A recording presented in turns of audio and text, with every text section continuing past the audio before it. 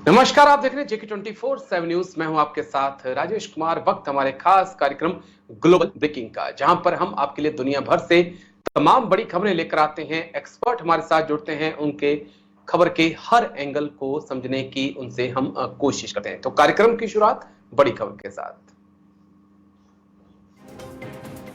भारत पर आरोप लगाने के बाद बैकफुट पर ट्रूडो। निज्जर हत्या में भारत के खिलाफ ठोस सबूत नहीं, ट्रूडो बोले। रिश्ते खराब करने के लिए ट्रूडो ही जिम्मेदार, भारत ने जवाब दिया। अमेरिका भी बोला, भारत जांच में कर रहा सहयोग। भारत पर आरोप लगाने के बाद बैकफुट पर जस्टिन ट्रूडो। निज्जर हत्या में भारत के खिलाफ ठोस सबूत नहीं है, ट्रूडो बोल रहे हैं। रिश्ते खराब करने के लिए ट्रूडो ही जिम्मेदार, भारत ने का पलटवार। भारत पर आरोप लगाने के बाद बैकफुट पर जस्टिन ट्रूडो। निज्जर हत्या में भारत के खिलाफ ठोस सबूत नहीं है, रिश्ते खराब करने के लिए ट्रूडो ही जिम्मेदार। अमेरिका भी बोला, भारत जांच में कर रहा है सहयोग। भारत पर आरोप लगाने के बाद बैकफुट पर जस्टिन ट्रूडो। निज्जर हत्या में भारत के खिलाफ ठोस सबूत नहीं, रिश्ते खराब करने के लिए ट्रूडो ही जिम्मेदार। मैथ्यू मिलर, प्रवक्ता अमेरिका के, और जस्टिन ट्रूडो भारत, क्या कुछ कह रहे हैं, जल्दी से एक बार आपको दिखा देते हैं। प्रवक्ता मैथ्यू मिलर अमेरिका के, भारतीय अधिकारी हमें अपनी जांच का अपडेट दे रहे हैं और हम अपनी जांच का अपडेट भारत को दे रहे हैं। पन्नू मामले में जांच को लेकर वॉशिंगटन में भारत की टीम मौजूद है, जो लगातार अमेरिका का सहयोग कर रही है और खुफिया जानकारियां साझा कर रही है। क्या है फाइव आइज? फाइव आइज 5 देशों का एक संगठन है जो एक दूसरे के साथ खुफिया इनपुट साझा करता है। इसमें अमेरिका, ब्रिटेन, ऑस्ट्रेलिया, कनाडा और न्यूजीलैंड शामिल हैं। जस्टिन ट्रूडो भी कुछ कह रहे थे, वो भी हम आपको बता दें।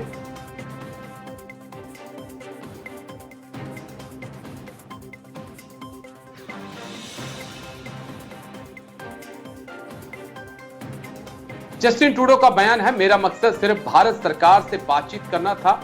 जब मैंने ऐसा किया तो उन्होंने हमसे सबूत मांगे, तब हमने बताया कि हमारे पास खुफिया जानकारी है। फिलहाल कोई ठोस सबूत नहीं है, इसलिए हमें मिलकर काम करने की जरूरत है। यह जस्टिन ट्रूडो का बयान है। यानी कि जो जस्टिन ट्रूडो कल तक भारत पर बेतुके बयान लगा रहे थे, आज वो ये मान रहे हैं कि उनके पास कोई ठोस सबूत नहीं है। सिर्फ फाइव आइज ने जो जानकारियां उनको दी हैं, खुफिया जानकारियां, वो हैं। और भारत कह रहा है कि आप हमें सबूत दीजिए, लेकिन सबूत के नाम पर जस्टिन ट्रूडो के पास कुछ नहीं। और अचानक से 24 घंटों में अमेरिका के प्रवक्ता मैथ्यू मिलर का भी बयान बदल गया। जो कल तक ये कह रहे थे कि भारत सहयोग नहीं कर रहा है, आज वो कह रहे हैं कि भारत सहयोग कर रहा है। भारत की टीम अमेरिका में मौजूद है, जो हर तरह की मदद कर रही है जांच में। तो ये एक अहम अपडेट आया है। लेकिन जस्टिन ट्रूडो ने भारत और कनाडा के रिश्तों में जितना जहर घोल सकते थे उतना घोल दिया है। इसका इंपैक्ट आने वाले वक्त में दोनों देशों के रिश्तों में दिखेगा। हमारे साथ डॉक्टर ब्रह्मदीप अलू ने जुड़ चुके हैं, विदेश मामलों के जानकार हैं। बहुत बहुत शुक्रिया डॉक्टर ब्रह्मदीप। जय हिंद। सबसे पहले थैंक यू समय देने के लिए। डॉक्टर ब्रह्मदीप अलू ने चर्चा की शुरुआत आपके साथ मैं करूंगा।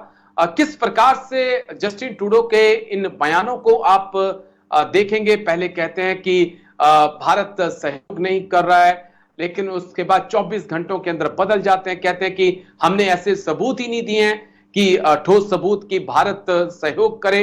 हमारे पास तो सिर्फ खुफिया जानकारियां हैं। जो भारत कनाडा रिश्तों में कड़वाहट चल रही है, कैसे आप उसको देख रहे हैं और क्या उसका असर होगा आने वाले वक्त में? देखिए राजेश जी, एक अवैध नागरिक जिसका कनाडा में प्रवेश ही संदिग्ध तरीके से हुआ था, जिसने संदिग्ध तरीके से उस देश की नागरिकता प्राप्त की, उस अवैध नागरिक के लिए जिस प्रकार से कनाडा ने अपने सामरिक, आर्थिक और अन्य हितों को दांव पर रखा है, वो बहुत ही दुर्भाग्यपूर्ण है। और दरअसल ये कनाडा की राजनीति नहीं है, ये ट्रूडो की राजनीति है। क्योंकि जब से ट्रूडो सत्ता में आए हैं, तो उनके जो खालिस्तानी समर्थक सहयोगी उनके दबाव में वो एक ऐसे देश से कड़वाहट मोल ले रहे हैं, एक ऐसे देश से संबंध खराब कर रहे हैं जो लोकतंत्र के प्रति प्रतिबद्ध रहा है हमेशा, जो मानवाधिकारों के प्रतिबद्ध रहा है। लेकिन यहाँ सबसे महत्वपूर्ण बात है कि भारत ने जो आईना दिखाया है वो आईना बहुत जरूरी था। तब आप कनाडा एक ऐसा देश है, देखिए कनाडा बहुत पढ़ा लिखा देश माना जाता है, बहुत विकसित देश है, बहुत सशक्त देश है।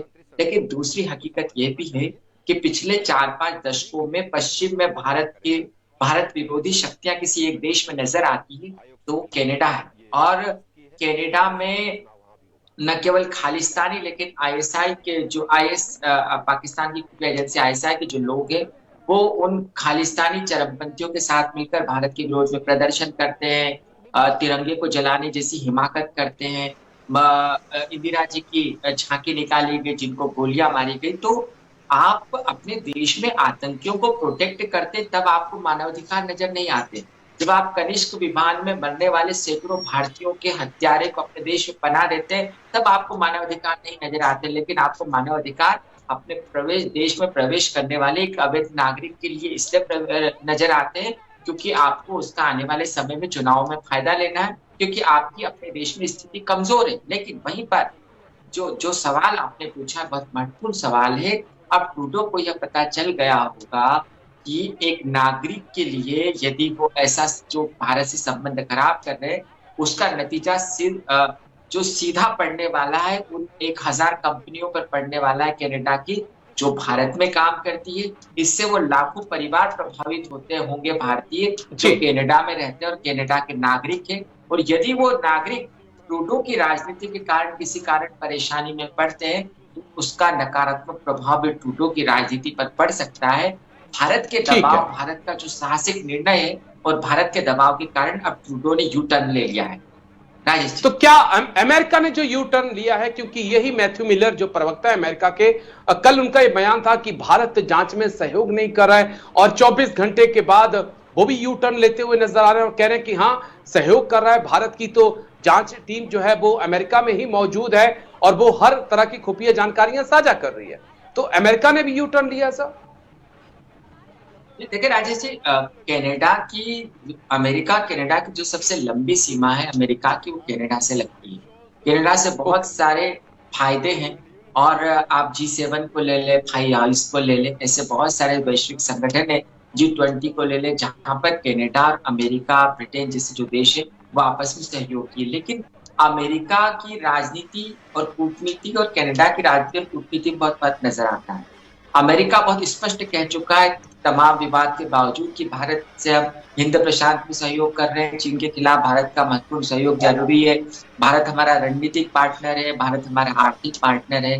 तो अमेरिका जो है, अमेरिका के जो बयान है उसमें अंतर्द्वंद और विरोधाभास नजर जरूर आता है, लेकिन उसके बावजूद उन्होंने भारत के साथ संबंधों को संतुलित रखा है और कानूनी पेचीदगियों तक उसको सीमित कर दिया है। लेकिन कनाडा वहीं पर आगे निकल गया है। यही कारण है कि अब कनाडा को जब लगने लगा कि उसकी स्थिति अमेरिका जैसे देशों की नजरों में भी कमजोर हो सकती है। पहले तो कनाडा की ये कोशिश थी कि वो सारे G7 के देशों को भारत के विरुद्ध कर दे, लेकिन ऐसा हो नहीं सकता क्योंकि भारत एक बड़ा बाजार भी है। तो अब जब कनाडा को लगा कि उसकी स्थिति कमजोर हो जाएगी, इस कारण से अब जो लिबरल ट्रूडो है, लिबरल पार्टी के जो आतंकवादियों के प्रति भी लिबरल हो रहे थे, अब उनको अपने देश के आर्थिक हित समझ में आए हैं, इसीलिए अब वो भारत के प्रति भी आने वाले समय में लिबरल नजर आएंगे। राजेश जी ठीक है, मैं लौटता हूं सर आपके पास। एक और बड़ी खबर आ रही है, उसके बाद हम आपके पास लौटेंगे। एक और बड़ी खबर आपको बता दें, इजराइल का लेबनान के नवाती है शहर पर हमला, आईडीएफ के हमले में मेयर समेत 6 लोगों की मौत। ईरान पर भी हमले की तैयारी में इजराइल। हिजबुल्लाह के खात्मे के बाद होगी असली जंग, बड़ी खबर आपको बता रहे हैं इस वक्त की। इजराइल का लेबनान के नवाती ही शहर पर बड़ा हमला, आईडीएफ के हमले में मेयर की मौत। इजराइल का लेबनान के नवाती है शहर पर हमला, आईडीएफ के हमले में मेयर समेत 6 लोगों की मौत। ईरान पर भी हमले की तैयारी में इजराइल। हिजबुल्लाह के खात्मे के बाद होगी असली जंग। इजराइल का लेबनान के नवाती है शहर पर बड़ा हमला, आईडीएफ के हमले में मेयर समेत 6 लोगों की मौत। ईरान पर भी हमले की तैयारी में इजराइल। इजराइल का लेबनान के नवाती है शहर पर बड़ा हमला, आईडीएफ के हमले में 6 लोगों की मौत, मेयर की भी मौत। जल्दी से एक बार ग्राफिक्स प्ले कर दीजिए, क्योंकि कुछ अहम जानकारियां दर्शकों के साथ साझा करें, उसके बाद फिर अपने एक्सपर्ट्स के पास हम चलेंगे। ईरान को जवाब देगा इजराइल। अमेरिका इजराइल ने बनाया प्लान, हमले की 20 साल से तैयारी चल रही है ईरान के ऊपर। ईरान का परमाणु कार्यक्रम निशाना होगा। इस चीज को लेकर तस्वीर साफ हो रही है। ईरान की सत्ता को भी बदलना चाहते हैं दोनों देश, यानी कि खामनेई के दिन अब ईरान की सत्ता में कम बचे हैं। मिडिल ईस्ट देशों के संपर्क में है इजराइल, ताकि खामनेई को हटाया जा सके। तो समझना चाहेंगे तो अपने एक्सपर्ट्स के पास हम चलेंगे। डॉक्टर ब्रह्मदीप अलूने हमारे साथ लगातार बने हैं, और डॉक्टर ब्रह्मदीप अलूने दो अहम पॉइंट यहां पे समझ में आ रहे हैं। एक तो ये कि खामेनेई को अब कैसे ना कैसे अमेरिका, इजराइल ईरान से हटाना चाहते हैं, और ईरान को वही 1970-80 के दशक का वो ईरान बनाना चाहते हैं जो सबके साथ आगे चल रहा था। ये कट्टरवादिता वहां पर नहीं थी, और खामनेई हटेंगे, IRG हटेगी, तो शायद ये कट्टरवादिता भी वहां से खत्म हो जाएगी। और दूसरा, ये भी खबरें आ रही हैं कि इजराइल ईरान के परमाणु कार्यक्रम को भी निशाना बना सकता है। ईरान को चाहे जितना ताकतवर समझा जाए, या ईरान चाहे जितना ताकतवर होने का प्रदर्शन करे, लेकिन हकीकत यह है कि वहां के जो नागरिक हैं वो प्रतिबंधों से बहुत परेशान हो चुके हैं। वहां के जो युवा हैं वो पश्चिम के देशों में रहना चाहते हैं, पश्चिम के देशों में जॉब करना चाहते हैं, और वो जो उनको व्यापक अवसर मिल रहे हैं, उन व्यापक अवसरों को धार्मिक प्रतिद्वंदिता या धार्मिक कट्टरता में खोना नहीं चाहते। क्योंकि हमने देखा है कि जो दुनिया भर के आतंकी संगठन है उसमें ईरान के युवा कम से कम शामिल नहीं होते। आप दुनिया भर के आतंकी हमलों के इतिहास को उठाकर देख लीजिए। तो खामनेई जब से आए, पिछले तकरीबन 46 ईयर हो गए, मतलब 5वां दशक चल रहा है ये। तो ये जो धर्म, उन्होंने धार्मिक व्यवस्था और राजकाज की व्यवस्था का जो घालमेल कर रखा है, उसके कारण उस देश में न तो लोकतंत्र स्थापित हो रहा है, न उस देश से प्रतिबंध हट रहे हैं, और वो हमेशा युद्ध की तैयारियों में होते हैं। तो ऐसे में, और हमने उन प्रदर्शनों में महिलाओं के खिलाफ जो कार्रवाइयां की और वहां पर जो प्रदर्शन हुए, उसमें युवाओं ने भी व्यापक तौर पर भाग लिया है। पहली बात तो ईरान की कमजोरियों पर जो हम बात करें। दूसरी बात है कि ईरान जो है वो कुर्दों का बड़ा इलाका है, और कुर्दों को लगातार निशाना बनाता रहा है ईरान। तीसरी बात है कि ईरान में सुन्नी भी रहते हैं, और सुन्नियों पर भी निशाना बनाता है। तो वो जो सुन्नी, वो सऊदी अरब के संपर्क में। अब इन सब में ईरान की जो आंतरिक स्थिति है वो बहुत मजबूत नहीं है। सामरिक तौर पर वो अपने आप को मजबूत बताता रहे, तो अमेरिका की नजर है बहुत दिनों से, और इजराइल की नजर भी है। तो ऐसे मुस्लिम राष्ट्र, ईरान जैसे राष्ट्रों में यदि तख्ता पलट हो जाए तो उसमें कोई आश्चर्य होना नहीं चाहिए। दूसरी बात यह भी है कि शियाओं की आबादी, जो मुस्लिम दुनिया, उसमें इस्लाम के जो लोग हैं, मानने वाले लोग तकरीबन 2 अरब हैं, जिसमें से जो शिया है वो 10 से 12% है। अब ये ईरान जो है वो शियाओं का प्रतिनिधित्व करता है, और वह इस्लामिक दुनिया का बेताज बादशाह बनना चाहता है। इस बात को न तो अर्दवान पसंद करते हैं, न सऊदी अरब के किंग पसंद करते हैं। वो किसी भी तरीके से ईरान को कमजोर करना चाहते हैं, जो शिया सुन्नी विवाद का प्रमुख कारण भी है। और इसका कारण न केवल ईरान है, आप हिजबुल्लाह को देख ले, हिजबुल्लाह शियाओं का संगठन है। आप सीरिया में बशर की सरकार को समर्थन देते हैं, तो वो भी शिया है। तो सुन्नी कहीं ना कहीं मध्य पूर्व में दबे हुए हैं शियाओं से ईरान के कारण। तो ऐसे में ऐसा नहीं है कि इजराइल का जो व्यापक विरोध पूरी दुनिया में हो रहा है, ऐसा नहीं है। इजराइल के विरोध में अभी तक हमने सऊदी अरब को सेना भेजते नहीं देखा है, हमने बहरीन को नहीं देखा, हमने कतर को नहीं देखा है, हमने संयुक्त अरब अमीरात को नहीं देखा, इवन हमने तुर्की को भी नहीं देखा है। तमाम बातों के बावजूद हमने पाकिस्तान को भी नहीं देखा है, क्योंकि इसमें से बहुत सारे देशों में अमेरिकी सैन्य अड्डे भी हैं। तो आने वाले समय में ईरान जरूर टारगेट होगा इजराइल का। और रही बात परमाणु संयंत्रों पर हमले की, तो ये थोड़ा कठिन सवाल है राजेश जी, क्योंकि परमाणु संयंत्रों को निशाना बनाने का इसका जवाब वक्त देगा, हमें थोड़ा सा इंतजार करना होगा सर। मैं लौट के आता हूं आपके पास। एक और बड़ी खबर आ रही है इस वक्त की, उसके बाद मैं आपके पास आऊंगा। एक और बड़ी खबर इस वक्त की, हुती आतंकियों पर अमेरिका का जोरदार हमला। अमेरिका ने तबाह किया बमों का जखीरा। B-2 स्टील्थ बॉम्बर से अमेरिका ने किया हमला। पहली बार यमन में B-2 बॉम्बर से हमला। बड़ी खबर आपको बता रहे हैं इस वक्त की, हुती आतंकियों पर अमेरिका का जोरदार हमला। अमेरिका ने तबाह किया बमों का जखीरा। B-2 स्टील्थ बॉम्बर से अमेरिका ने किया हमला। पहली बार यमन में B-2 बॉम्बर्स का इस्तेमाल हुआ। B-2 बॉम्बर्स की खासियत, B-2 सेपरेट एक मल्टी रोल बॉम्बर्स है। 9,600 किलोमीटर तक ये जा सकता है, हमला कर सकता है। 18,000 किलोग्राम तक के बम ये अपने साथ ले जा सकता है। उसमें परमाणु भी और पारंपरिक हथियार भी शामिल हैं। 50,000 फीट की ऊंचाई पर उड़ता है और रडार इसको पकड़ नहीं पाता है। ये इसकी बहुत खासियत है। लेकिन डायरेक्ट एक्शन, डॉक्टर ब्रह्मदीप अलू ने यमन में हुती के खिलाफ B-2 बॉम्बर से अमेरिका का हमला। हमें तो यही लग रहा था कि हमास हिजबुल्लाह के बाद हुती का नंबर लगेगा, लेकिन अमेरिका के इरादे कुछ और लग रहे हैं। डॉक्टर साहब, राजेश जी देखिए, मध्य पूर्व में जो लोग हैं वो कबीलाई संस्कृति में रहना पसंद करते हैं। यमन की जो भौगोलिक परिस्थितियां हैं वो बहुत बड़ी जटिल है। ईरान में भी इवन जटिल परिस्थितियां हैं। तो जब तक जमीनी युद्ध लड़ने की बात यदि आती है तो फिर मध्य पूर्व, जिसको हम पश्चिम एशिया का एक इलाका भी कह सकते हैं, तो वो बहुत भारी होता था। जैसे आप अफगानिस्तान तक ले लें, काकेशस पर्वत तक ले लें, तुर्कमेनिस्तान तक मध्य पूर्व चला जाता है। तो भौगोलिक परिस्थितियां बड़ी कठिन रही है। लेकिन आप जो आधुनिकतम अत्याधुनिकतम हथियार हैं उनसे आप कैसे निपटेंगे? और अब जब ड्रोन अत्याधुनिक आ गए हैं, आप कंप्यूटराइज्ड तरीके से लोगों के लोकेशन का पता लगा लेते हैं, तो अब आप कबीलाई तरीके से उस मध्य पूर्व के पारंपरिक तरीके, मध्य युग के पारंपरिक तरीके से युद्ध लड़कर यदि आप इजराइल और अमेरिका को हराना चाहते हैं तो राजेश जी ये बिल्कुल संभव नहीं है। ये इस अवसर का बहुत दिनों से इजराइल और अमेरिका इंतजार कर रहे थे। ईरान ने इस युद्ध में शामिल होकर बहुत बड़ी गलती कर दी है और धीरे धीरे अमेरिका और इजराइल मिलकर पहले जो प्रॉक्सी समूह ईरान के उनको समाप्त करेंगे, जिसमें हमास की कमर टूट गई है, हिजबुल्लाह की कमर भी टूट रही है, हुतियों को भी अब निशाना बनाया जा रहा है।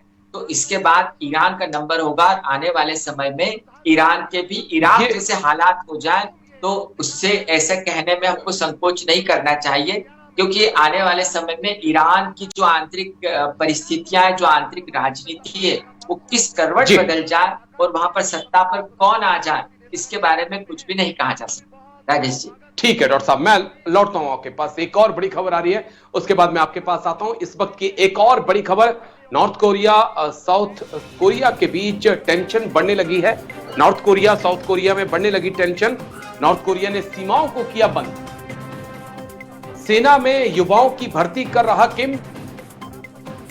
14 लाख युवाओं ने भर्ती के लिए अप्लाई किया। बड़ी खबर आपको बता रहे हैं, नॉर्थ कोरिया साउथ कोरिया में टेंशन बढ़ने लगी। नॉर्थ कोरिया ने सीमाओं को किया बंद। सेना में युवाओं की भर्ती कर रहा किम। 14 लाख युवाओं ने भर्ती के लिए अप्लाई किया। जल्दी से ग्राफिक्स एक बार, उसके बाद एक्सपर्ट्स के पास। Sir, South Korea North Korea में क्या होगी जंग? खतरनाक दिख रहे हैं किम जोंग उन के इरादे। साउथ कोरिया से संपर्क खत्म किया, सड़कों और रेलवे ट्रैक को बमों से उड़ा दिया, डायनामाइट से उड़ा दिया, सड़कों को भी और रेलवे ट्रैक को भी। ड्रोन के जरिए जंग की धमकी दी। नॉर्थ कोरिया के समर्थन में रूस आया। क्या अमेरिका को उलझाना एक मकसद है? ये एक बड़ा अहम पॉइंट है जिस पर हम आगे अब बात करने वाले हैं। डॉक्टर ब्रह्मदीप अलू ने जिस प्रकार से नॉर्थ कोरिया साउथ कोरिया में टेंशन बढ़ने लगी और जिस प्रकार से इजराइल ईरान में टेंशन बढ़ी है और यूक्रेन रूस के बीच जंग चल रही है, कहीं ऐसा तो नहीं कि पर्दे के पीछे व्लादिमीर पुतिन और जिनपिंग का ये प्लान है कि अमेरिका को कम से कम 4 से 5 फ्रंट के ऊपर उलझाया जाए, कमजोर किया जाए और उसके बाद जो है अपने एम है उन्हें अचीव किया जाए, चाहे फिर वो चाहे यूक्रेन को ही जीतना क्यों ना हो? सर देखिए राजेश जी, जो ईरान, उत्तर कोरिया, लीबिया, क्यूबा, ऐसे वो देश हैं जो चीन और रूस के लिए प्रॉक्सी समूहों की तरह काम करते हैं। मतलब आप इनका उपयोग करते रहे, आप दूसरे देशों को धमकाते रहे, यहाँ की राजनीतिक अस्थिरता का आप फायदा लेते रहे और सबसे दुर्भाग्यपूर्ण बात यह कि ये देश उनका जो उपयोग है वो होते भी रहते हैं। अब दरअसल बिल्कुल आपका इशारा सही है। अमेरिका का ध्यान पश्चिम एशिया से निकालकर और दूसरी जगह लगाने के लिए या अमेरिका पर दबाव बढ़ाने के लिए यह उत्तर कोरिया की इसलिए भी साजिश है क्योंकि ताइवान के आसपास जो दक्षिण चीन सागर में जो हलचल हो रही है और अमेरिका जो आक्रामक हुआ है ताइवान के साथ, तो वहां पर अब अमेरिका को कितने मोर्चों पर उलझा दिया जाए। तो साउथ कोरिया ने जो उत्तर कोरिया है उसने क्या किया है कि दक्षिण कोरिया से लगती हुई सड़क को तोड़ दिया है, उसको बमों से उड़ा दिया है, गोलियां चला रहे हैं। और उत्तर कोरिया जो है वो तमाम कोशिशें कर ले, बस उत्तर कोरिया पर हमला इसलिए नहीं, मुझे लगता है कि यहाँ पर कहने में मुझे कोई संकोच नहीं है, ये शायद कोई मुस्लिम राष्ट्र होता अभी तक उस पर हमला हो चुका होता। लेकिन उत्तर कोरिया को चाइना का इतना प्रोटेक्शन है क्योंकि वह एक साम्यवाद को मानने वाले देश है, तो इस कारण से उत्तर कोरिया बचा हुआ है। लेकिन उत्तर कोरिया के जरिए चीन और रूस अमेरिका पर दबाव बना रहे हैं, लेकिन इसका कोई फायदा होने वाला नहीं है किम जोंग को। बस दुर्भाग्य इस बात का है कि संयुक्त राष्ट्र जैसे जो मंच है बड़े बड़े, वो बड़े नाकाम हो रहे हैं। वो उत्तर कोरिया के तानाशाह से वहां के करोड़ों लोगों को कैसे बचाएंगे, उन लोगों के साथ जो इसको लेकर कई सवाल है। डॉक्टर साहब मैं आता हूं आपके पास क्योंकि एक और बड़ी खबर आ रही है, उसके बाद मैं आपके पास आता हूं। बांग्लादेश से इस वक्त की बड़ी खबर, मोहम्मद यूनिस बांग्लादेश का इतिहास मिटाने में लग चुके हैं। यूनिस ने खत्म किए बांग्लादेश के 9 राष्ट्रीय दिवस। शेख मुजीबुर रहमान की निशानी को मिटा रहे यूनिस। बांग्लादेश में चुनाव को लेकर मोहम्मद यूनिस ने चुप्पी साध रखी है। बड़ी खबर, बांग्लादेश का इतिहास मिटाने में लगे मोहम्मद यूनिस। बांग्लादेश का इतिहास मिटाने में लगे मोहम्मद यूनिस। यूनिस ने खत्म किए बांग्लादेश के 9 राष्ट्रीय दिवस। शेख मुजीबुर रहमान की निशानी को मिटा रहे यूनिस। बांग्लादेश में चुनाव को लेकर मोहम्मद यूनिस ने साधी चुप्पी। डॉक्टर साहब के पास हम चलेंगे।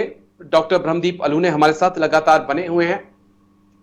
डॉक्टर ब्रह्मदीप अलू ने पीस नोबेल पुरस्कार से नवाजा गया था मोहम्मद यूनिस को, लेकिन जिस प्रकार से वो बांग्लादेश की सत्ता में आकर जमाते इस्लामी के इशारों पे नाच रहे हैं, उससे तो लगता है कि जमाते इस्लामी का अवार्ड भी जल्द उनको दे देना चाहिए, जिस प्रकार से वो बांग्लादेश के इतिहास को मिटाने पर तुले हुए हैं। डॉक्टर साहब ऐसे देखिए, जो देश भी राजनीतिक फायदों के कारण, अल्पकालिक राजनीतिक हितों के कारण अपने देश के इतिहास को मिटाने की कोशिश करते हैं, ऐसे देशों को इतिहास कभी माफ नहीं करता। इस्लामिक लीग ने पाकिस्तान के इतिहास को मिटाने की कोशिश की, आज पाकिस्तान कंगाल हो गया। वहां से पूरे जो हिंदू व्यापारी सिंध से आ गए, वहां का व्यापार व्यवसाय नष्ट हो गया। अफगानिस्तान का इतिहास मिटाने की कोशिश की, देख लीजिए, वहां से बौद्धों के स्मारकों को मिटाने की कोशिश की, अफगानिस्तान भी आज खत्म हो गया है। म्यांमार से वहां के मुसलमानों को बौद्ध संगठनों ने भगाने की कोशिश की, म्यांमार आज अस्थिर हो गया है। श्रीलंका में भी सिंहली राष्ट्रवाद सिर चढ़कर बोल रहा था तमिलों पर अत्याचार करे, तो श्रीलंका भी बदहाल हो गया है। अब बांग्लादेश भी उसी रास्ते पर चल पड़ा है, और बांग्लादेश में यदि ऐसा कुछ होता है तो यह बहुत ही दुर्भाग्यपूर्ण होगा, क्योंकि दक्षिण एशिया में भारत के बाद एक ऐसा एकमात्र लोकतांत्रिक देश नजर आता है जहां पर लोकतंत्र है, और जहां जिस देश ने उदारवाद के रास्ते पर चलते हुए पिछले 1.5 दशकों में अभूतपूर्व प्रगति की है।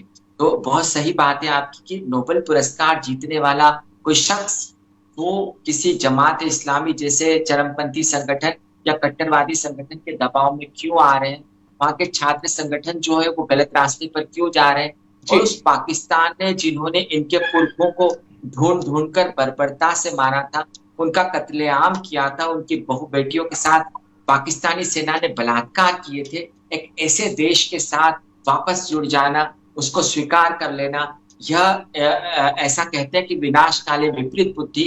तो मिस्टर यूनिस जो है वो अपनी अंतरिम सरकार को उस विनाश की ओर, कगार की ओर ले जा रहे हैं, जिससे आने वाले समय में यह बांग्लादेश समुद्र में तो बाद में डूबेगा, लेकिन यह गृह युद्ध के जाल में बहुत जल्दी फंस जाएगा।